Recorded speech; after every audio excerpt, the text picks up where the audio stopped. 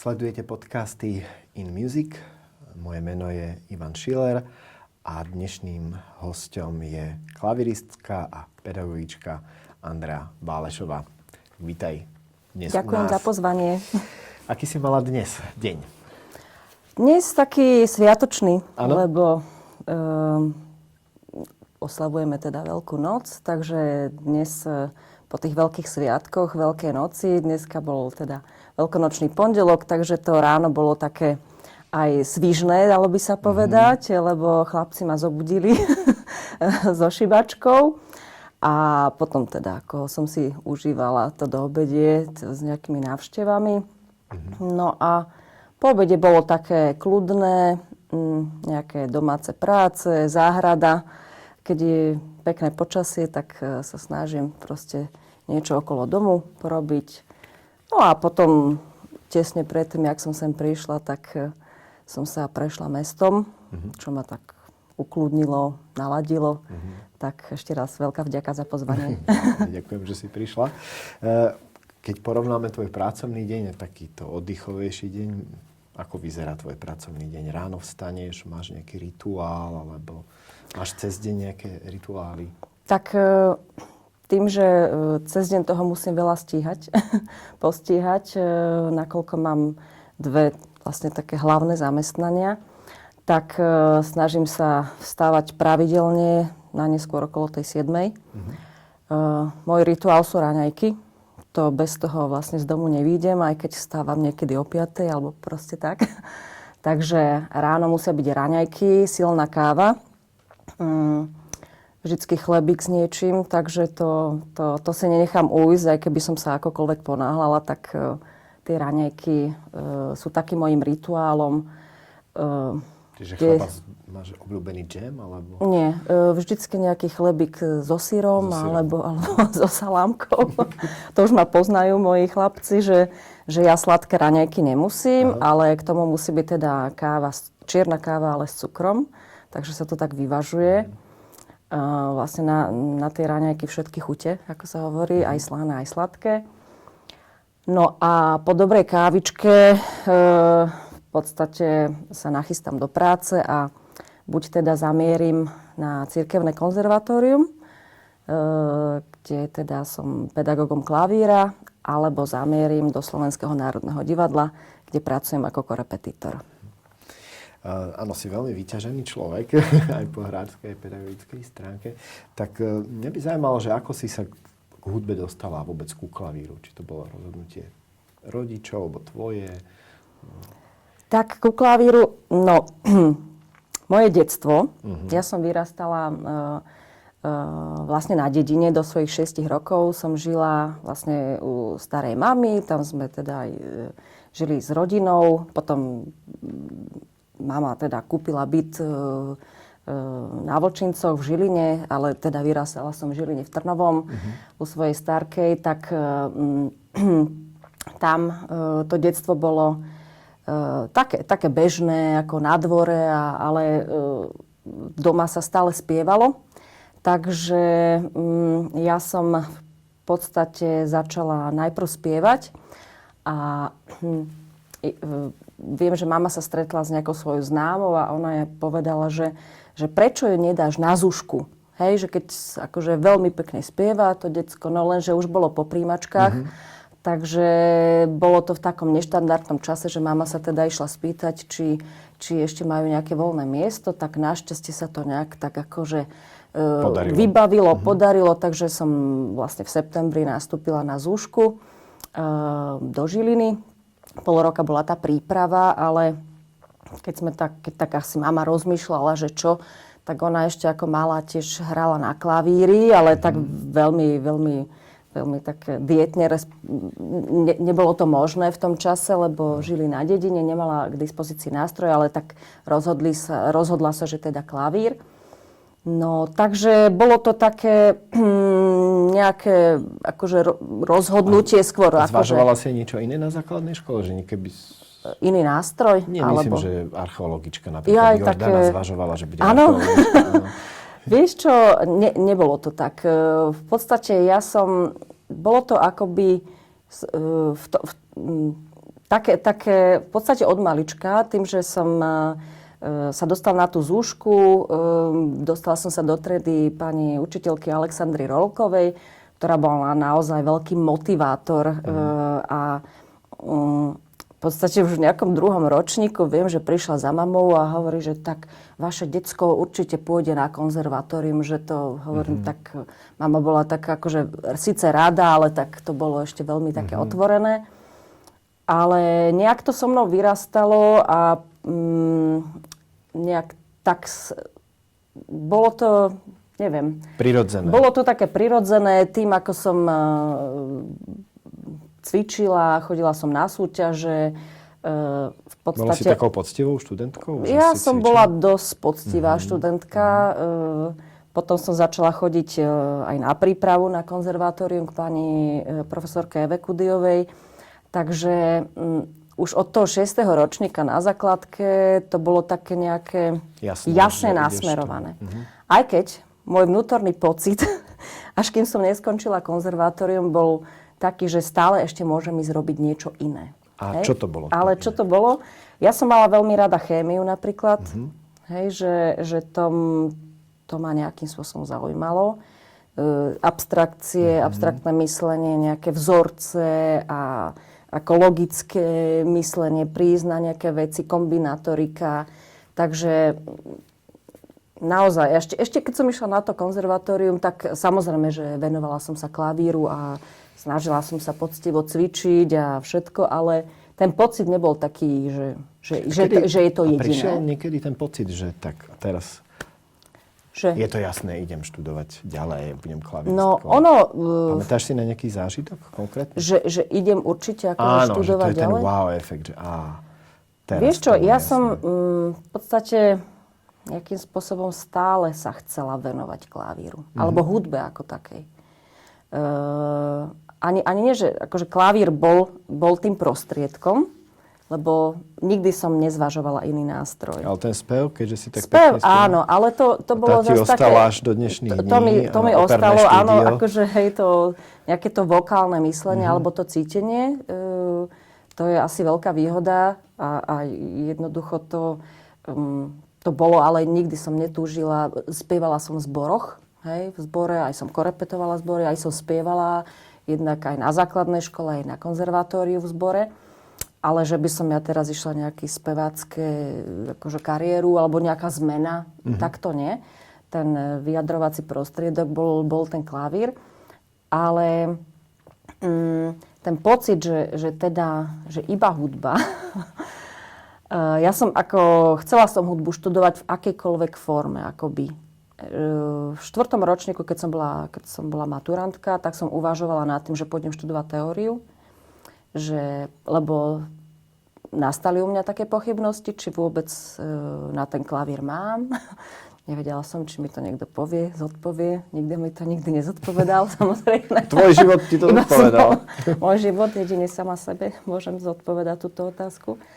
Tak ale moja pani profesorka vtedy vedela, že nejakú krízu prežívam a vtedy to bolo také, že hovorím, že keď mi položila otázku, že čo teda po maturite, hovorím, že no ja chcem ísť asi na tú vysokú školu, na teóriu, lebo myslím, že neviem, že či ďalej ten klavír má zmysel robiť. A ona povedala, že a prečo nie? A to bol taký moment, že vlastne, že prečo nie? Prečo to neskúsiť? Takže som ešte potom ostala 2 roky na konzervatóriu a potom som sa pokúsila ísť na skúšky na VŠMU, ktoré teda s veľkým šťastím som absolvovala. No a dostala som sa teda k úžasnému profesorovi, ktorého naozaj som si veľmi vážim, aj keď už nie je medzi nami. A to bol ten moment, áno, u Cília Dianovského, to štúdium, kedy som si uvedomila, že asi nič iné vlastne robiť neviem. Ani nebudem asi vedieť. Že to bolo také, že to štúdium bolo jednoducho poctivé. Myslím, v takom pravom slova zmysle umeleckom. že ma naučil veľmi veľa, ako porozumieť hudbe, sebe, nástroju. Snažil sa mi otvoriť cesty, ktorými vlastne umelec môže kráčať. A vtedy som si uvedomila, že asi žiadna iná cesta nie je. Aj keď tých smerov je strašne veľa. Ty si potom ale tú teóriu vlastne spravila. Áno, teóriu, presne aj... tak. Lebo vďaka Cyrilovi sa mi otvorili naozaj cesty, čo sa týkalo klavírneho umenia, klavírnej techniky, myslenia hudobného. Naozaj pri ňom som spoznala akoby taký nový rozmer toho interpretačného umenia, klavírneho interpretačného umenia. Ale ja som sa teda vo 4. ročníku viac začala zaoberať súčasnou hudbou, tým, že som sa dostala do kontaktu so skladateľmi a zúčastňovala som sa nejakých projektov súčasnej hudby, tak som si uvedomila, že len to nestačí. A že je potrebné tie vedomosti rozširovať aj ďalej, že potrebujem lepšie rozumieť hudobnej štruktúre, viac sa orientovať v teórii, viac sa orientovať v kompozičnom myslení ako takom, viac ísť do hĺbky ešte, čo sa týka napríklad dejín hudby, hľadať súvislosti aj v iných veciach, nielen v tej interpretácii. A tu mi zase nejak tak otvoril cestu Daniel Matej, keď som vlastne vypracovala svoju absolventskú prácu na tému sonoristické koncepcie v hudbe 20. storočia a netradičné spôsoby hry na klavíri, tak som si uvedomila, že toho, čo sa môžem dozvedieť, je ešte nesmierne množstvo. A ja som zase človek zvídavý a proste neustále sa potrebujem učiť. To je to, čo nejak tak myslím, že poháňa môj život, že stále potrebujem objavovať niečo nové a stále niečo hľadať a skúmať. No a tak som išla študovať hudobnú teóriu. Tak už ti vlastne chýba len ten operný spev doštudovať. Hej, no tak... Už môžeš mať kompletný diapazón vedomostí. Tak ja som veľmi vďačná, že sa mi naskytla príležitosť spolupracovať na teda prvej opernej scéne teda v Slovenskom národnom divadle a mám obrovskú príležitosť spoznávať naozaj významných umelcov, nielen slovenských, ale aj zo zahraničia. Ten kontakt s dirigentami, s režisérmi je úžasný a tam sa zase otvorili nejaké nové dvierka a ja si uvedomujem proste, aký je to dar pracovať v tejto oblasti, aké je to úžasné povolanie a koľko má človek možností. A to ma fascinuje. Že kdekoľvek sa človek pozrie, tak vlastne si môže niečo nájsť. A tak s veľkou vďakou za všetky tieto príležitosti. Ty si sama pedagógom na konzervatórium, cirkevnom konzervatóriu v Bratislave.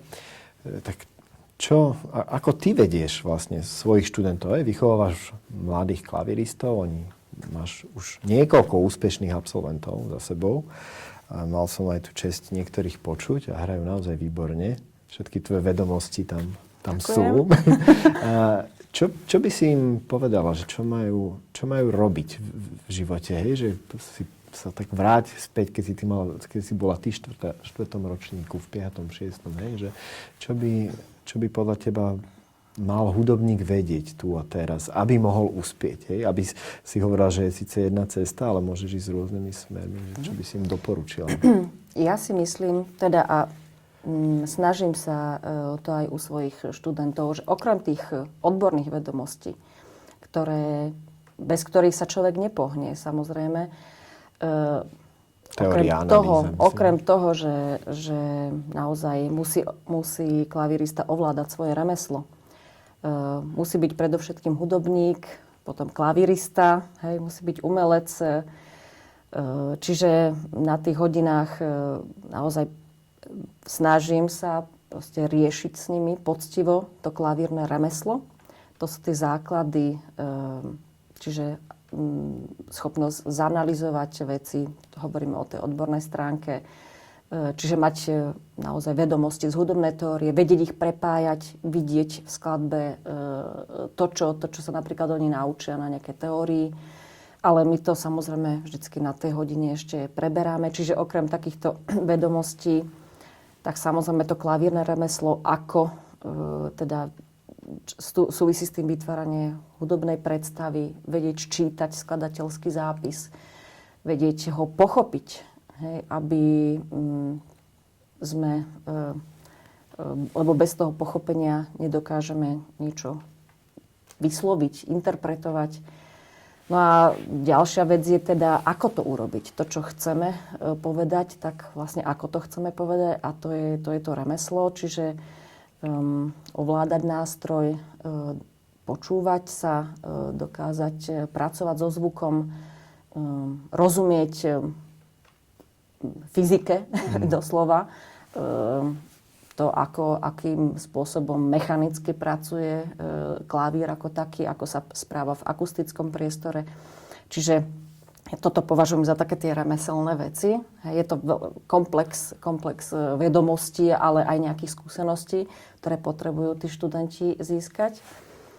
No tak okrem týchto vecí, ktoré sú takým základom, tak snažím sa, aby študenti boli otvorení. Snažím sa, aby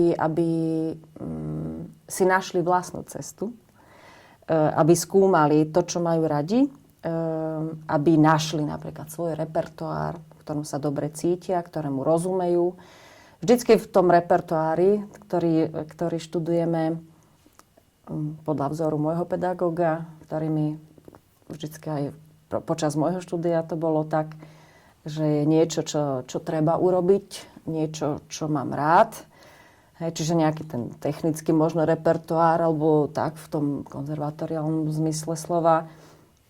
Niečo z tých prednesových vecí, tak čo si chcem zahrať. No a musí tam byť ešte nejaká zložka toho experimentu, kde si vlastne overím a idem trošku za svoje hranice. A tým zároveň aj rozširujem svoje možnosti. Takže snažím sa, aby študenti boli otvorení napríklad novým repertoárovým experimentom, aby boli otvorení novým názorom.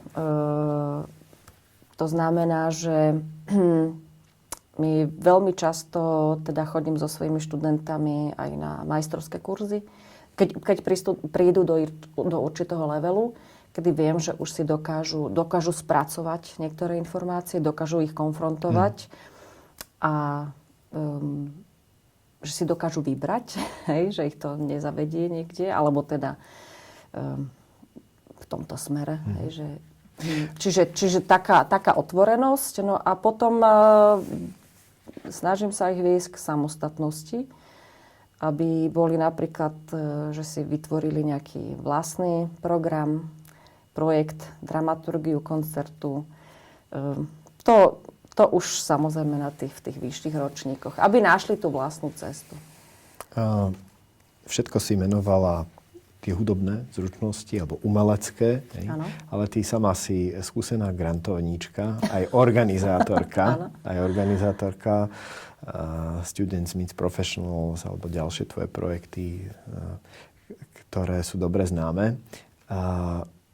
Vieš aj týmto smerom, že viete čo, nestačí rozumieť týmto všetkým veciam, čo už samo o sebe len to, že si to vymenovala, taká váha toho umeleckého povolania vždy na mňa padne, keď ťa počúvam. Ale že či ich vedieš teda aj k tomu, že tak vidíte školu, chcete sa uživiť, takže to znamená, alebo to neriešiš? Riešime to napríklad ako nejaké samostatné projekty už keď som mala študentku na špecializácii, hej, po skončení konzervatória, tak v tom smere, že bola možnosť podať si grant na štipendium na Fond na podporu umenia, vtedy pre absolventov. A teda keď sa ma pýtala, že či by si tak akože začala nad tým uvažovať, asi aj na základe mojej činnosti, tak som ju v tom podporila a nejakým spôsobom sme spoločne trošku pripravili ten projekt. A potom som jeho pomohla z časti zrealizovať, že sme vytvorili ten priestor na tú realizáciu. U tých konzervatoristov, áno, tak oni vidia asi, že čo všetko treba robiť. Ako moji študenti vždy sú zapojení do organizačnej zložky, v tom zmysle, že sú takí pomocníci. Hej, to už áno, od prvého ročníka, že napríklad aj tento ročník, ktorý si sám zažil, tak jednoducho neboli v tom organizačnom tíme, hej, lebo tam už sme v podstate s mojou kolegynkou Soničkou Tomliou taká ako nerozlučná dvojica, hej, čiže tam už je jasné, máme podelené tie kompetencie, aj proste ten priestor. Ale čo sa týkalo takej tej organizačnej práce, tak sú okamžite zapojení do toho procesu. Či už starostlivosť napríklad o lektora, hej, alebo teda priamo nejaká činnosť pri samotnej produkcii toho projektu. Takže nie je to nejaká tak akože priama možno, že organizačná činnosť, hej, že by si vytvárali priamo ešte nejaké projekty, ale sú zapojení do tej... Súčasťou. Áno, sú súčasťou tej produkcie. Si korepetitorka, koncertuješ, učíš, staráš sa o záhradu doma, o študentov. Čo máš na svojej práci najradšej? A naopak, čo by si nerobila, keby si nemusela? Najradšej mám, že stále sa môžem vzdelávať. Akože stále môžem niečo spoznávať. Že môžem byť stále v pohybe. Ja neviem, ja to tak chápem. Že pri akejkoľvek činnosti, či keď učím, spoločne so študentami spoznávame nové veci, spoznávam ich možnosti, ale aj svoje. Keď korepetujem, tak to isté. Hej? Že spoznávam niečo nové, repertoár, ľudí, reakcie, čokoľvek. Takže nejaký ten vnútorný pohyb, ktorý proste to povolanie má, to, že ma to istým spôsobom núti rozmýšľať a stále nejakým spôsobom nezastať, byť vnímavý. Hej? Čiže v akomkoľvek smere ten pohyb, ktorý tam ja cítim, čo je to je tvoja fascinujúce. taká aktuálna teraz výzva, že dnes, včera, predvčera? Dnes, včera. Tak včera som odohrala jeden recitál komorný, tak to som sa na to tak pripravovala, bola to kombinácia staršieho, novšieho repertoáru. A vždycky ako teda nejaký ten koncertný výkon je pre mňa tiež takou výzvou na spoznanie samej seba. Či ešte človek má toľko sily. Teraz najbližšie ma tiež čaká jedna nahrávka, takže na to sa pripravujem. A v opere tiež budeme pripravovať novú produkciu, teda Madame Butterfly, takže spoznanie úplne nového diela pre mňa, vrcholného Pucciniho opusu, tak to bude tiež veľmi zaujímavá činnosť. Moji študenti sa chystajú na súťaže, čiže tam zase je tiež nejaká výzva tej prípravy, aj toho finálneho produktu, jak sa hovorí. Hej? Či sa im bude dobre hrať a ako sme celý ten proces spoločne zvládli. Takže toto je všetko stále také... V pohybe. A každý deň. A je niečo, čo by si nerobila, keby si nemusela? Čo by som nerobila?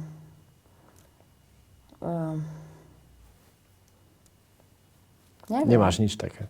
Všetko ťa baví? Neviem si teraz tak spomenúť. Vzhľadom k svojej profesii, ja si myslím, že všetko je potrebné. Aj niekedy aj tá administratíva je potrebná. Hej, keď nás niektoré veci... A zase ja si rada zapíšem veci, aby som na ne nezabudla. Si zorganizovaná. Snažím sa. Výborne. Tak, predtým, než sa dostaneme k záverečnej hre, Zahráme si takú hru na konci. Tak povedz, že čo je tvoja hudba, keby som povedal, že Andrea Bálešová, tak ktorú hudbu máš najradšej? Ktorú mám najradšej? Ja mám rada všetku hudbu. A to je také klišé asi však. Však to vysvetľuješ. Áno. Hej, tak ako nebránim sa. Ja mám rada naozaj tú klasickú hudbu. Mám rada vážnu hudbu. Mám rada hudbu, pri ktorej sa človek môže zamýšľať. Keby si mala vybrať 5 mien. Bach, to určite. Bach. Určite. Našla som si cestu k Mozartovi. Mozart? Z tej historickej hudby, tak to naozaj tie vrcholné diela sú famózne. A určite Ligeti, to je skvelé. Ešte dvoch? Ešte máš dvoch, áno. Ešte mám dvoch. No, teraz objavujem Schumana znovu. Schumann. Áno, skrze teda dielo, ktoré hrá môj žiak.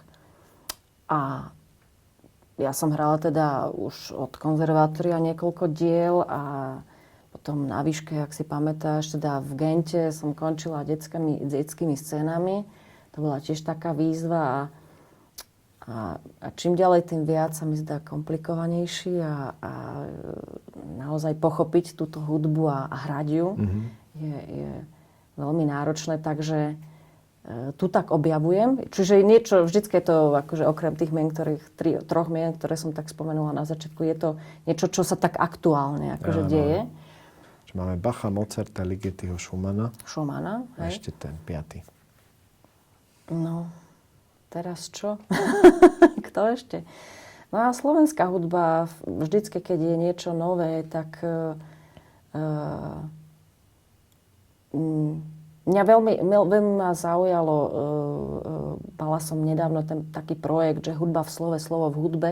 A dala som písať veci niektorým slovenským skladateľom a naozaj ma veľmi, veľmi, až tak nechcem povedať, že milo, to znie hrozne, ale úplne ma fascinovalo, ako sa zhostil textov Pavla Orsáka, Hviezdoslava a Vilko Grefinger.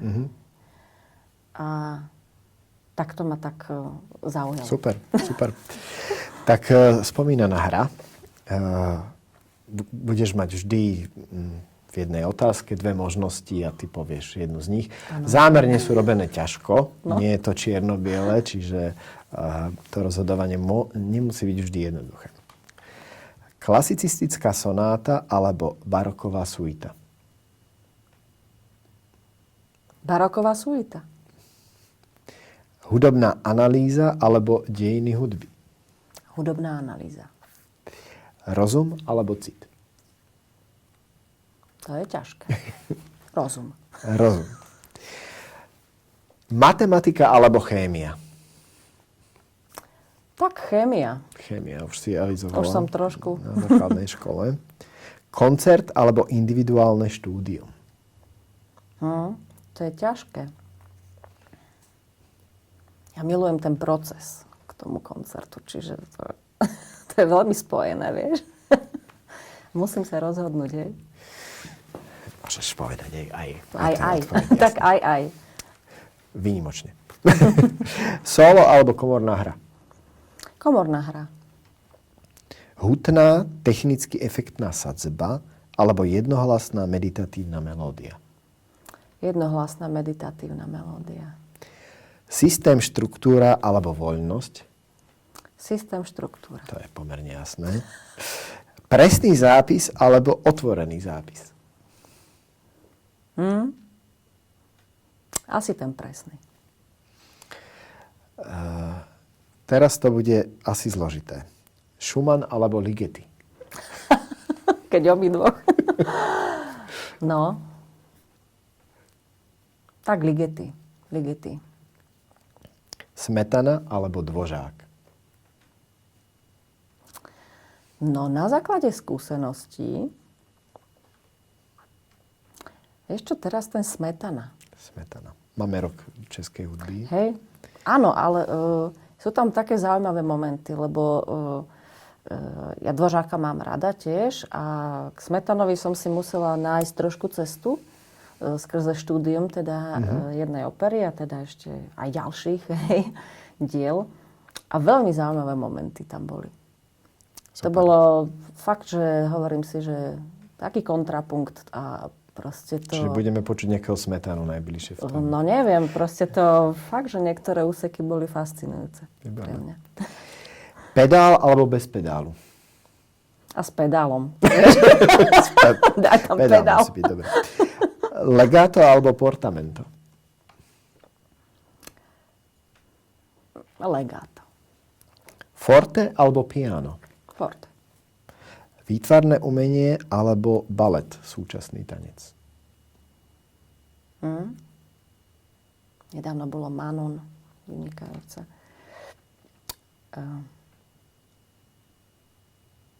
No.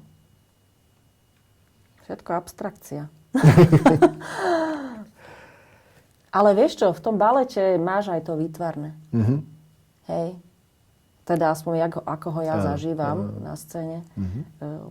SND, tak tá estetika tam je nádherná. Takže... Socha alebo obraz? Obraz. Noc alebo deň? Noc. Zmrzlina alebo rezeň? Rezeň. Rezeň. Vyprážaš rezne doma? Áno. Chlapci majú radi. Áno. Mali ste zemiakový šalát? Teraz nie, my nerobíme zemiakový šalát, lebo ja tu majonézu, akože ani moji chlapci, tak... Nejete.